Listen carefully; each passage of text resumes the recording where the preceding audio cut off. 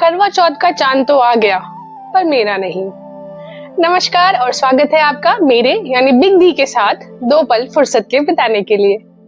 शाम ढल रही है, मेरी चाय का कप मेरे हाथों में है और आपसे बात करने के लिए मैं हमेशा की तरह बहुत एक्साइटेड हूँ। सो टू ऑल माय सुहागिन sisters, deeply in love girlfriends और जो भी ये करवा चौथ का व्रत रखते हैं ना, उन सबको करवा चौथ की बहुत बहुत शुभकामनाएं।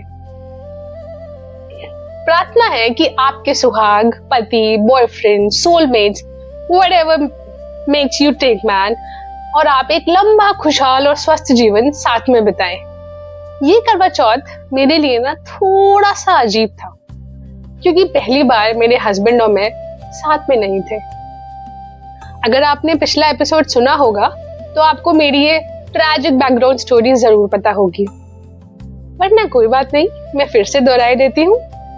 मेरी नौकरी मुझे बम्बई ले आई है, जबकि मेरे हस्बैंड अभी भी दिल्ली में ही है। एक क्यूट सी बात बताऊं, मैं ना ये व्रत अकेले नहीं रखती। कॉलेज से मैं और मेरे husband, I mean my then boyfriend, ये व्रत साथ में रखना शुरू करते थे। तब से आज तक हमारे घर में यही प्रथा चली आ रही है और होनी भी चाहिए ना। अब मुझ जैसी ऑसम सी बीवी अगर सिधार गई तो वो अपनी लंबी आयु का करेगा भी क्या? बुढ़ापा तो दोनों को साथ में ही बिताना है ना। हर साल मैं पूरे हाथ और पैरों में घुटनों तक मेहंदी भर के लगवाती हूँ। आई लव मेहंदी, और साल में एक ही बार तो ये त्योहार आता है। पर इस बार ना थोड़ा मन ऐसा ही था, तो शगुन की एक डॉट बना ली। हाँ, उंगलियां जरूर रंग ली मैंने। ऑनेस्टली मेहंदी का सबसे सुंदर पार्ट तो रंगी हुई उंगलियां ही होता है ना। मैंने तो इस बार कोई नई साड़ी भी नहीं बनवाई, बस एक सूट डाल लिया था।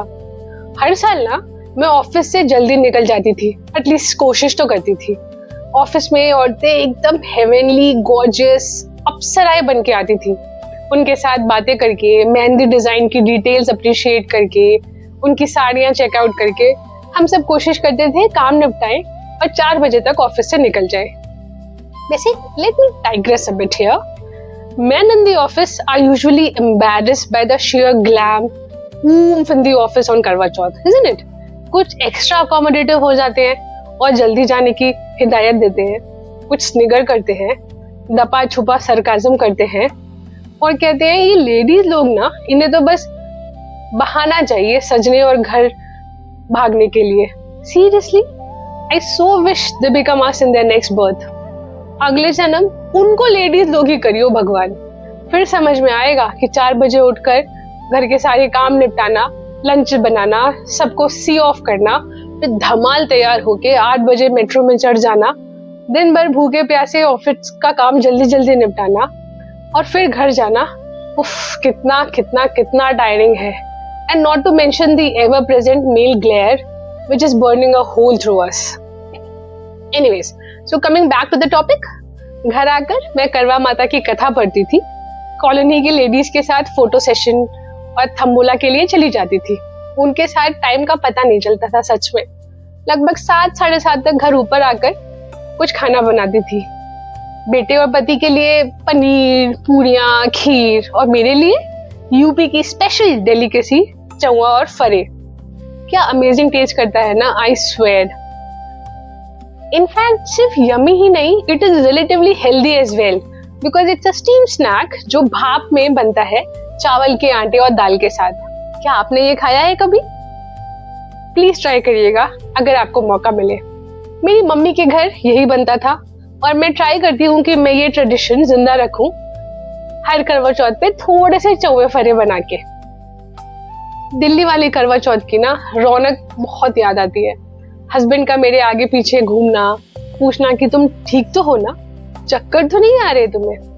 बहुत मिस हो रहा है इस बार। चांद आने का टाइम तो वैसे 8:15 से 9:15 के बीच का होता था, पर उसमें वो 150 बार सीढ़ियां चढ़ के चक्कर काटते रहता था। हर पटाखे पर कहता था अब तो पक्का आ गया होगा चांद, एकदम बुद्धू। पर यहाँ ना मैं सोसाइटी में नई हूँ, किसी को ज्यादा जानती नहीं हूँ। कोई मेरा करवा चौथ आउटफिट क्रिटिकली स्कैन नहीं कर रहा, कोई अपनी लेटेस्ट डायमंड ज्वेलरी का शो ऑफ भी नहीं कर रहा, ना कोई तंबोला में चीटिंग कर रहा है, ना किसी को भूख से चक्कर आ रहे हैं। आज मैंने ऑफिस से हाफ डे भी नहीं लिया था। क्योंकि अकेले तो त्योहार और डिप्रेसिंग हो जाता है। बस टीवी देखी, चांद का वेट किया।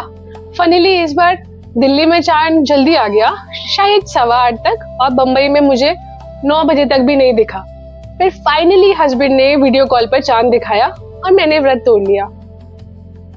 इसलिए करवा चौथ थोड़ा फीका भी गया, थोड़ा मैंने अपनी नौकरियों को कोसा भी, सल्क भी किया, 2 आंसू भी आ गए। पर फिर अपने लिए चाय बना ली, एक नई किताब पढ़ रही हूँ। कौन सी, ये मैं आपको बाद में बताऊंगी। पर फिर उस किताब में डूब गई। खुद को समझाया कि the only option for me is to stay positive। भगवान का शुक्र मनाया, जितना दिया है, जो भी दिखा रहे हैं, सब कुछ सोच के ही कर रहे होंगे। और बस सोने के लिए लेट गई। And then Diwali is right around the corner, और तब तो मैं घर जा ही रही हूँ।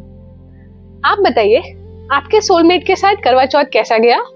मुझे कमेंट्स में जरूर लिखिएगा, मुझसे बातें करिएगा। अगली चाय पे इंतजार रहेगा। अगर आपको अच्छा लगा तो please do like, share and subscribe.